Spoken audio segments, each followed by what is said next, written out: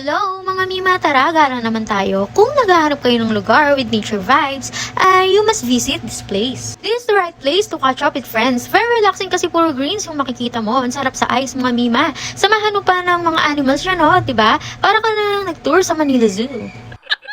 Naaya nga lang pala ako ng aking mga friend na hindi tayo tatanggi sa libre, beshi. Nakatulog nga, bibili yan sa biyahe. Sigurado matutuwa yan pagising niya. Habang naghihintay nga kami ng food, ay sinerve na nila itong drinks namin. Syempre, may favorite ice matcha pa din ang in-order ko at Spanish latte sa kanila. At ito nga dumating na rin ang mga foods namin. Lasagna, carbonara, clubhouse sandwich, at pansit bihon ang in-order namin.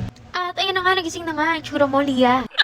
Katulad nga ng sinabi ko kanina, ay sobrang natuwa nga siya dyan. Mahilig kasi ito sa animals at isa nga yung duck sa mga kilala niya. Oh, vloggers na ba ang bibiliya namin? Fumo food trip na nga din siya at ito may papusot, sex bomb yarn. Nature at its best talaga dito. Ang sarap magkape at kwentuhan with your friends. Sabi ko nga pumili siya ng gusto niya at ito, tututuro naman, ang dami namang gusto. We really enjoy the place. The ambience is very relaxing. Tapos yung food and drinks naman nila dito ay masarap. It is a must visit cafe. Very friendly din ang staffs nila. Recommended. Dito nga pala yan sa Barangay Tartaro, San Miguel, Bulacan, sa Kapihan, Jose. So, paano? Tara na. Dito na lang, mga Mima. Bye!